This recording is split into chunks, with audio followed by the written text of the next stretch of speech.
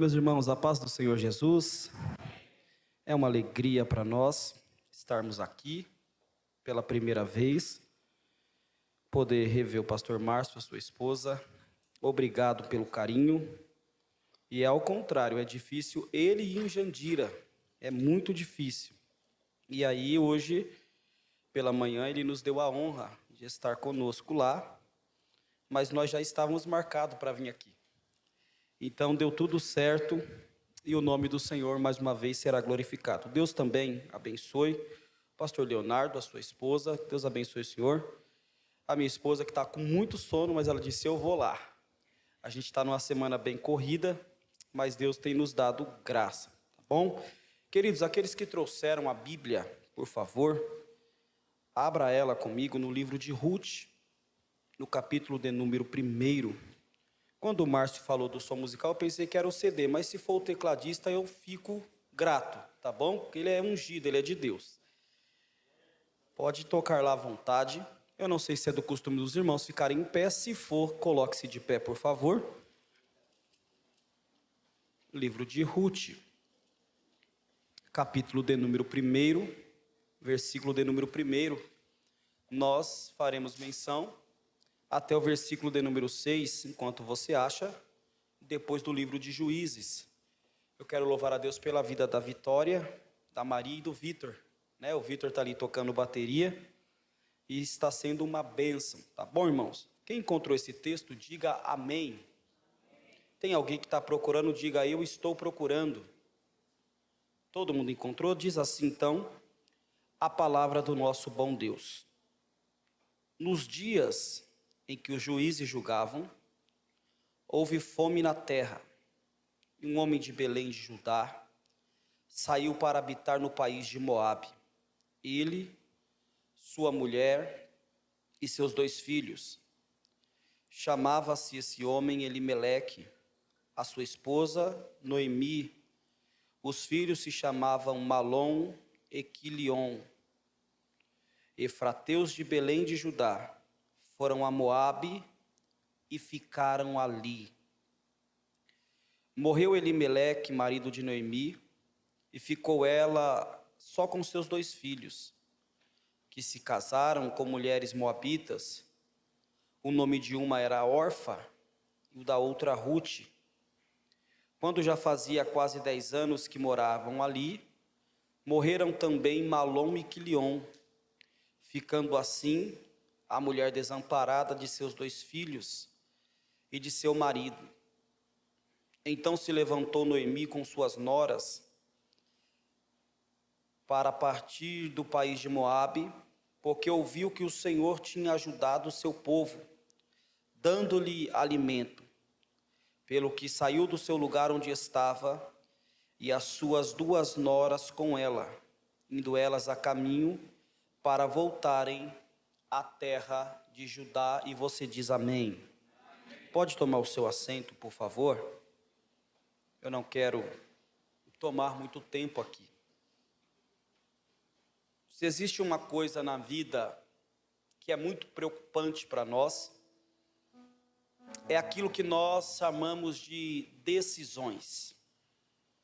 Eu tenho uma frase comigo, e ela é muito verdadeira, que decisões acarretam algumas consequências para nós.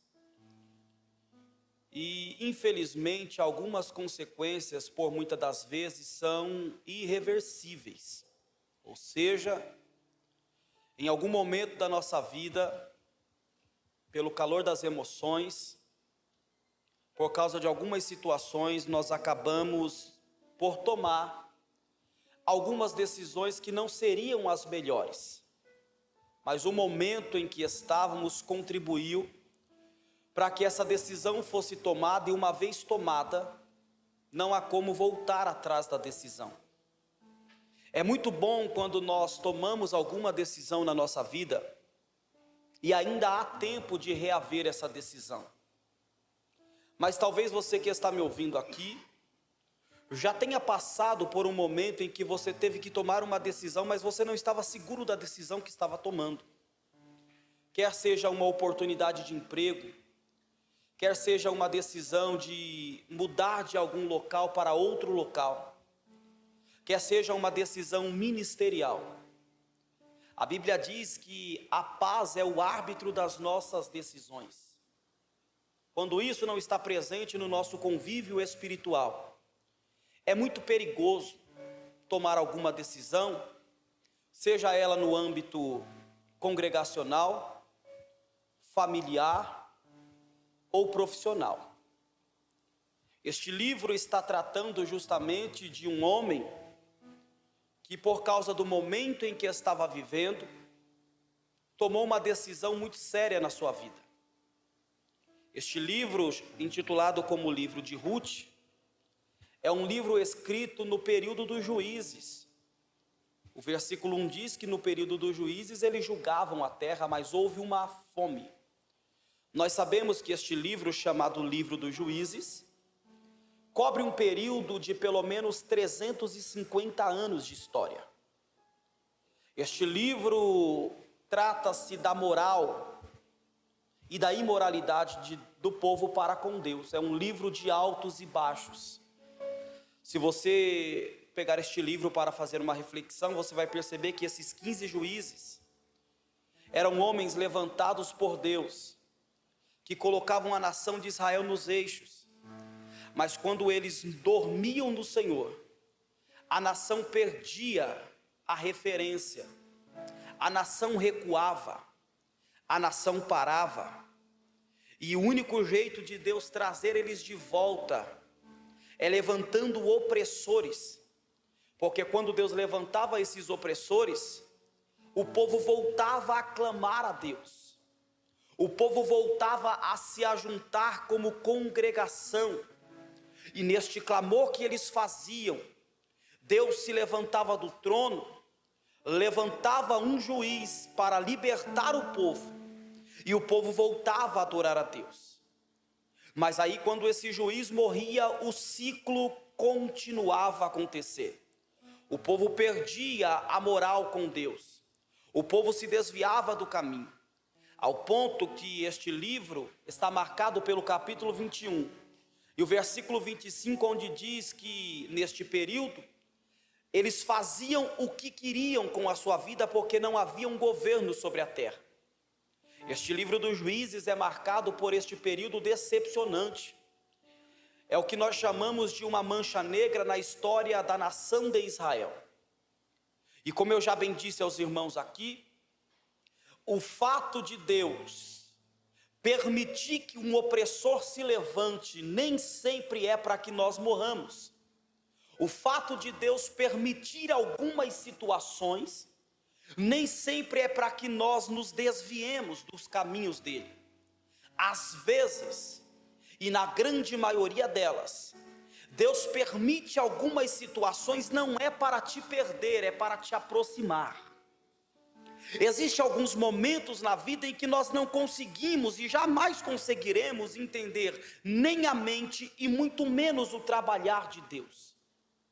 Quem já não fez esta oração dizendo: Deus, por quê e não para quê? Porque nós invertemos agora aqui, e quando estamos passando por algumas situações, nós não conseguimos dobrar o joelho e procurar entender qual é o propósito de Deus na situação em que nós estamos inseridos. Muitas das vezes a gente dobra os joelhos e às vezes a oração é com as lágrimas, e a gente começa a chorar, e a nossa oração é: Deus, o porquê que isso está acontecendo? O porquê que eu estou passando por isso, se eu faço isso, aquilo e aquilo outro?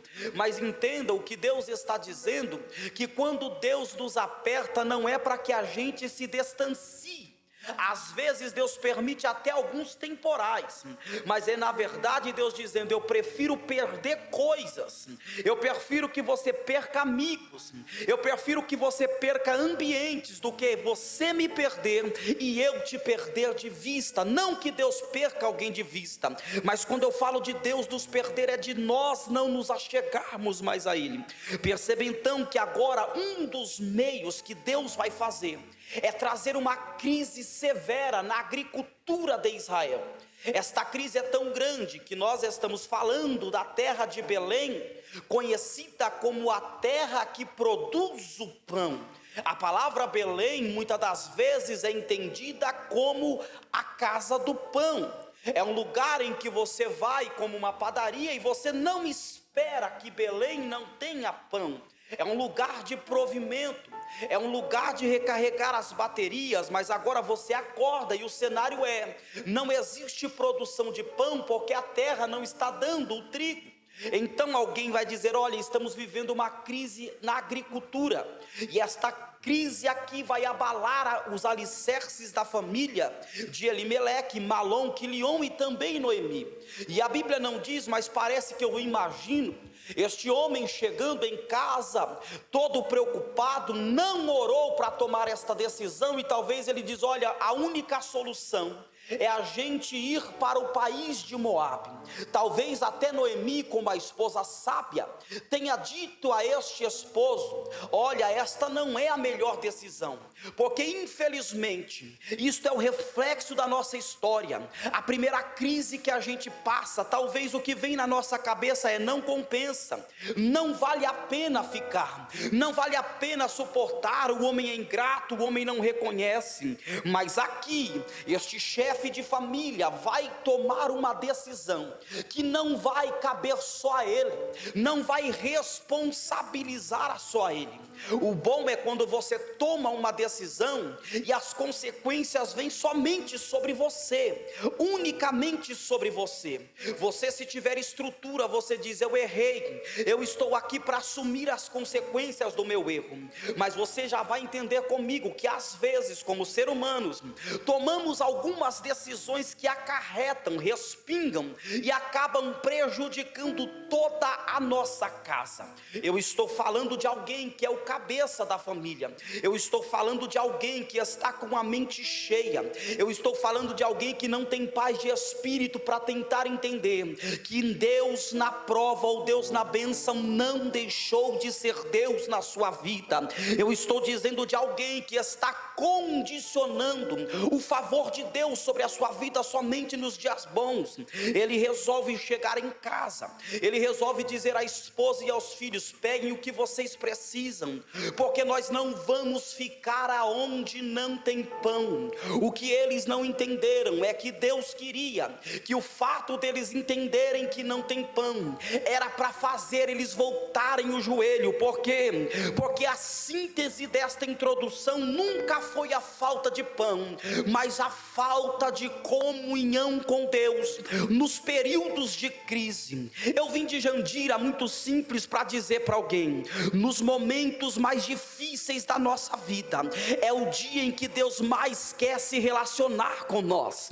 Nos dias mais difíceis da nossa história, nos dias em que parece que a Bíblia está com as páginas em branco, no dia em que a gente dobra os joelhos na cama, no sofá, ou até mesmo no nosso emprego, e você tenta dizer, Deus, eu preciso, mas eu não consigo. É nesses dias que Deus está dizendo para pessoas que estão aqui neste culto, tenha persistência, tenha fibra, porque a crise passa, mas a adoração a Deus deve continuar. Levante a sua mão se você pode, porque eu quero aplicar isso sobre a sua vida para dizer que Deus está te dando calma para tomar decisões ainda. Eu não estou sabendo quem vai tomar decisões, mas assim te diz o Senhor pela palavra, tenha calma, ore, porque o fato de existir a crise não é para você se precipitar, é Deus dizendo, o que eu quero é você perto de mim, porque a última palavra não é sua, a última palavra ainda é a nossa, é a do nosso Deus, é daquele que governa as nossas vidas. Eu não sei porque que eu insisto nisso, mas Deus está dizendo, tem alguém que vai colocar a cabeça no travesseiro e dizer, Deus, eu ia dar um murro na ponta da faca, eu ia bater com a cabeça na parede, mas assim te diz o Senhor, pode até parecer que não tem pão, mas ainda tem resposta de Deus para a sua vida. Tenha calma, porque Ele ainda está no controle.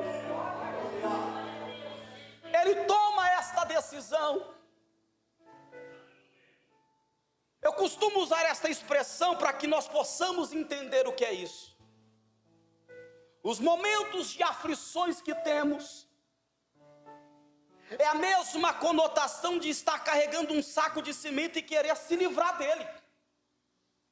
Eu não sei se você já foi no mercado sem o seu carro e você pega uma sacola e você começa a caminhar com ela. Ela pesa um determinado peso aqui, mas quando você anda 1 quilômetro, ela parece que o peso dobrou. E aí você está sobre uma circunstância de pressão e você diz: e agora? Ou eu resisto e chego até em casa, porque o que tem na sacola é o que vai me deixar de pé, ou você abandona a sacola e morre no caminho. É o que está acontecendo aqui. E quando a gente abre mão daquilo que está pesado, mas é o que me faz sobreviver, a primeira sensação que vem é de alívio. Aqueles que já foram para a faculdade, e na época que se levava muitos livros, a gente colocava aquela mochilona nas costas, e você não via a hora de chegar em casa, e a primeira coisa que você faz não é nem beber água, é tirar o peso das costas, e dizer: que alívio. O problema é que esse homem está tirando essa mochila no sentido figurado da palavra, mas tirou a mochila sem a autorização de Deus. Ele se desfez do peso que fazia ele continuar vendo que Deus estava no controle. Eu já tive uma conversa com pessoas que se distanciaram de Deus por alguns problemas, e são problemas internos da igreja que existem em todas. E você pergunta por que abandonou a fé? Por causa do pastor? Por causa do departamento? Por causa da incompreensão? Só que essa pessoa continua chorando, porque o mundo não conseguiu suprir o que a igreja, por meio de Cristo, supria. O problema é que ele não tem mais condições de voltar e pegar a mochila, pastor, porque ele tomou uma decisão no momento errado. E aí você vê que a pessoa diz: ora por mim. A pessoa ouve um hino que ele regressa algum tempo da sua vida e ele chora. Ele ouve o Espírito Santo através das pessoas, mas ele não tem mais condições de voltar nas ações que ele tomou.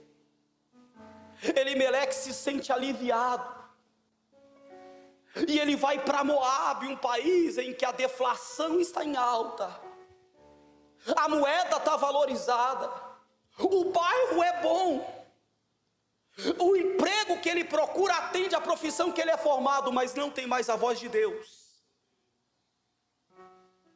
Tudo está dando certo, mas não tem mais vida com Deus. Tudo está acontecendo, mas os filhos estão crescendo fora da presença de Deus. Pastor, e agora? Belém continua sendo Belém, mas Elimeleque, Noemi, Malom e Quilion não tem mais a presença de Deus. Aquele momento de alívio começou a tornar-se uma dor, porque a Bíblia vai descrever essa tragédia familiar. Porque eu disse aqui que algumas decisões em que tomamos na nossa vida são irreversíveis. A Bíblia diz que o primeiro a falecer é ele, o que tomou a decisão. E o problema é que ele foi decidido, irmãos. Ele não alugou a casa em Belém, ele vendeu tudo e foi embora. Ao ponto que quando Noemi quer voltar, ela não tenha um teto para pôr a sua cabeça. Então ela enterra o marido em Moabe, volta para casa, os filhos estão crescendo, e quase 10 anos eles se casaram também. Se casou com quem Deus disse que não era para ter casado. Se eles se casaram com mulheres moabitas, significa que a casa é dividida. Uma hora queremos Deus, outra hora não. Eu até simpatizo, eu até respeito, mas eu não consigo ver essa intimidade. Existe uma coisa que a história nos conta, que Malom e Quilion, antes de gerarem filhos, também morrem. Eu estou te contando em rápidas palavras uma história de 10 anos, aonde levaram uma vida inteira para construir, se perdeu em 10 anos sem Deus. Os filhos morreram. A gente procura na Bíblia e a gente não consegue achar a resposta, por que é que morreram, do que é que aconteceu. Mas os livros nos auxiliam dizendo que esses moços tinham problemas respiratórios, e que havia uma planta em Belém de Judá, que a sua essência limpava a parte respiratória dos brônquios quando faziam chá. E qual é o problema, pastor? É que Moabe não tem essa planta que traz alívio para os pulmões. O que eu estou dizendo é que eles estavam num lugar em que estavam com necessidade, mas ainda tinha algo que faziam eles sobreviverem. Agora a mãe procura a planta em Moabe, não tem. Eu queria que você mergulhasse comigo, entendendo uma mãe ver um filho morrendo por falta de ar, porque o marido tomou uma decisão de sair de um lugar que tinha remédio para a sobrevivência da família. E quando a gente traz isso para a igreja, existem sacerdotes que tomam decisões em que afetam toda a sua casa. E às vezes a gente vê a nossa família morrer por falta da presença do Espírito Santo e não voltamos para Belém.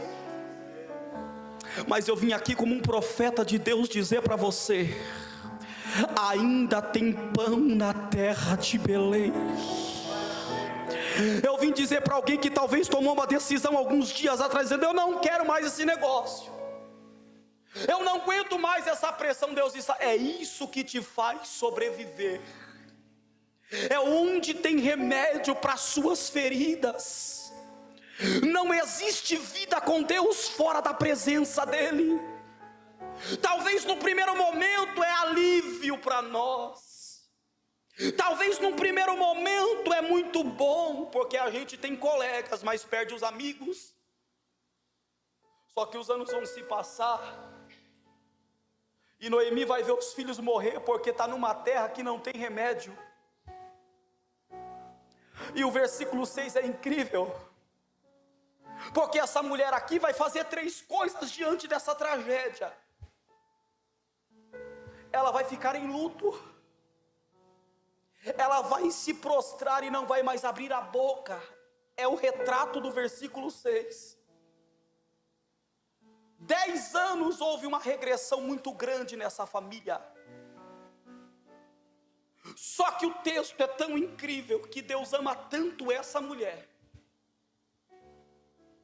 que Deus resolve trazer alguém de Belém. E talvez você diz: eu nunca vi. Olhe na Bíblia, ela está dizendo: para mim acabou, o meu nome não é mais Noemi, o meu nome é Mara, porque amarga estou.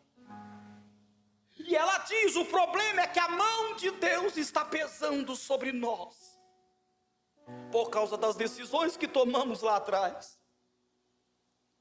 Mas de repente Deus envia um mensageiro nessa terra. Eu estou dizendo para você que Deus não condiciona o cenário para liberar uma palavra. Deus poderia ter dito: venha para Belém que eu falo. Não, Belém foi até Moabe, porque Deus sabe que você não consegue mais andar. Deus sabe que você até quer, mas não tem força para levantar. Oh, aleluia. E quando essa situação chega, Deus não vai permitir que você morra também. Ele está dizendo: estou enviando uma palavra para você ficar de pé. Pastor, que palavra é essa? E ouviu dizer que em Belém estava havendo novidade de pão. Alguém orientado por Deus foi até a casa de Noemi e disse: eu não sei o que você está fazendo em Moabe ainda, mas enquanto você está aqui tendo perca, Deus visitou a nossa terra. Está havendo produção de pão, está havendo novidade de vir. Levante a mão, porque eu vou aplicar isso aqui na vida de alguém. Deus está dizendo: enquanto você pensa que acabou, eu estou levantando uma palavra profética para dizer: tem novidade de pão. A tua história não vai acabar assim. E eu vou mais fundo ainda. Deus manda eu te dizer: a tua família está nas minhas mãos, e enquanto tiver pão para te alimentar, eles permanecerão de pé. Aleluia. Oh, glória. Eu vou fechar e eu vou terminar isso outro dia. Escuta isso daqui. Existe um processo no versículo 6 e versículo 7. Porque não adianta ouvir e ficar onde está. A missão de Deus é trazer a palavra. A missão de agir é nossa. ela ouviu que tinha pão, mas o texto disse que ela estava prostrada, porque ela se levanta. Então existe uma regra aqui. Eu posso estar na situação que for, Deus sempre mandará alguém com uma palavra. Deus sempre usará um profeta. Deus sempre usará alguém disponível, que não julgue que você está em Moabe e diz: em Belém ainda tem pão. O que é que a gente vai fazer com a palavra? E a gente precisa aprender agora com Noemi. Primeiro ela ouve, e quando ela ouve, ela se levanta. E se levantando, ela começou a andar. E quando ela começa a andar, ela disse: eu já tenho um destino. Eu vou falar de novo porque você não pegou isso daqui. Quando Deus fala, 3 coisas acontecem: quem está caído levanta, quem está parado anda, e quem estava sem destino volta a ter rota. Segura, porque essa palavra é para a tua casa. Aquele que caiu vai voltar a ficar de pé, aquele que estava parado vai voltar a andar, aquele que estava sem sentido na vida, Deus está dizendo: você sabe o caminho. E tem mais: quem vai levar esse pão para casa é você. Se você tem coragem de tomar posse desta palavra, Deus está me autorizando a dizer: hoje tem alguém levando o pão para aquele que está caído. Hoje tem alguém levando o pão para aquele que está parado. Ah, irmão, quem te viu vai ter que te ver de pé, glorificando aquele que é dono da glória, porque Ele continua sendo o dono da sua vida. Ela se levanta, ela anda e ela diz: eu tenho lugar para ir. Só que ela tem 2 noras, Orfa e Ruth, mulheres moabitas. E elas disseram: nós também vamos com você, porque Noemi é pessoa de influência. Noemi é alguém que, se for para a direita, tem alguém que vai também. Por isso que decisões são importantes. Eu estava hoje com um jovem, e o pastor Márcio viu que jovem era. E eu disse para ele: toma cuidado para onde você vai, o que você fala, porque para você, para o meu filho, você é uma referência. O meu filho olha esse menino e o nome dele também é Vitor. E ele diz: pai, eu quero ser que nem o Vitor, porque esse menino é muito bom de bola. Esse menino, ele ama o meu filho de uma forma como se fosse filho dele. E eu disse: qualquer coisa que você fizer, ele vai perder você como uma referência.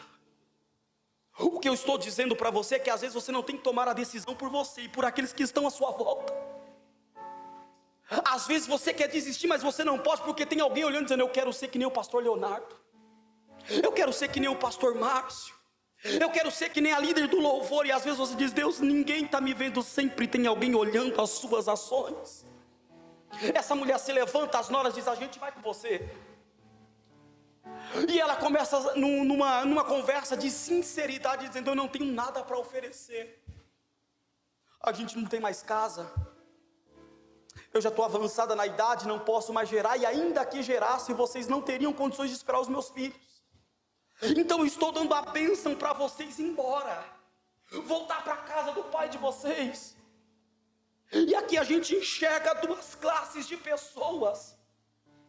A órfã é a primeira a dizer: então eu estou voltando para casa porque você não tem nada para me oferecer.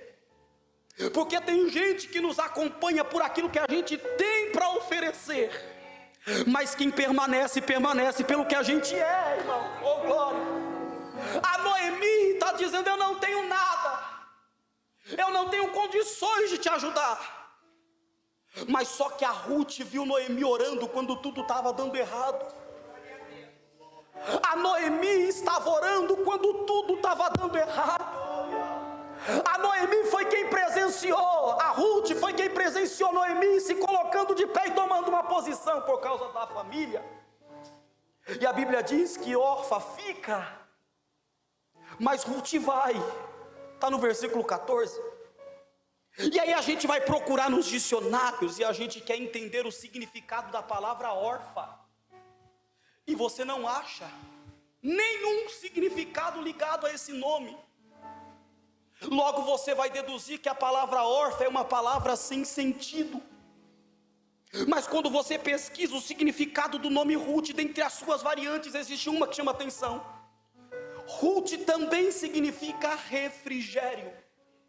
O que é refrigério? Consolo no meio do caminho da trajetória. O que é refrigério? É quando você entra com calor e você entra nessa igreja, esses ar-condicionados estão refrigerando o ambiente para que você se sinta em paz. O que o Senhor está dizendo, pastor? Que a partir do momento em que você levanta, por causa daquilo que você ouviu, você caminha e você já tem uma rota, Deus está tirando quem não faz sentido e deixando quem é refrigério para oh meu Deus, eu estou profetizando aqui que o Espírito Santo está voltando com alguém para casa dizendo: quando você quiser parar, eu seguro na tua mão; quando você chorar, eu sou o teu lenço; quando você pedir a minha ajuda, eu intercedo diante do Pai. Eu estou profetizando para famílias aqui que Deus está tirando quem só quer você pelo que você é, mas Deus está deixando o Espírito Santo por aquilo que você tem. Ele está dizendo: eu estou com você nesse processo. Aleluia. Eu queria orar por você, se puder, se coloque de pé. Eu quero orar por você, que Deus visitou você agora. Há um tempo de cura para famílias aqui. Há um tempo de refrigério para pessoas aqui. Eu estou vindo de Jandira para sintetizar essa mensagem, para dizer para alguém que o fato de você ter tomado uma decisão de vir nesse culto aqui, Deus está tirando quem não faz sentido e está deixando quem vai ser refrigério para a tua vida. Eu vou afundar esse prego para você dar um glória a Deus aqui. Deus está dizendo: estou deixando quem te impedia para trás, e estou indo na frente, guiando a tua história. Uravachandaramaia. Eu profetizo um novo avivamento sobre esta igreja. Sabe por quê? Porque chegou uma palavra de um novo tempo para este lugar, e Deus está dizendo para mim: quem estava caído vai se levantar, quem estava parado vai voltar a andar, porque a rota ainda continua sendo a presença dEle. Pastor, eu não sei como vai acontecer. Você vai ser um mensageiro para essa pessoa.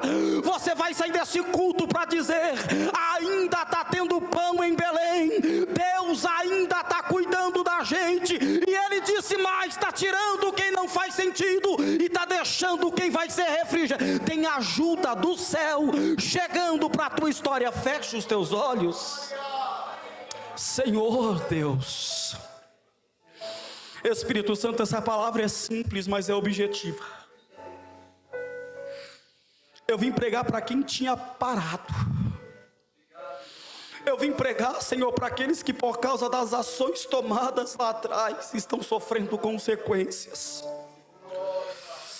Oh Espírito Santo, lavachandaramahaya. Este é um momento de cura para esta igreja. Oh, de que me afaracancho remia. Se você tem condições de sentir essa presença que paira sobre esta igreja aqui agora, se você tem condições de abrir a boca e dizer: Deus, eis-me aqui para voltar às atividades, este é o momento. Porque o Espírito Santo vai guiar ministérios aqui. Existe uma palavra de Deus chegando na terra da tua aflição, dizendo: tem pão para a tua história ainda. Deus vai te usar como boca de Deus para esta geração ainda. Senhor, a tua palavra foi pregada. Se existe alguma Noemi aqui, Deus, cura ela pela essa palavra agora. Deus, que haja um momento de cura para nós aqui, porque esse lugar não é outro lugar senão a tua casa. Este lugar é o que nos mantém de pé, Senhor. A tua palavra é o que nos orienta, o que nos guia, Deus. É o que eu te peço e te agradeço, em nome do Senhor Jesus. Se você pode, Ele merece, aplauda Ele.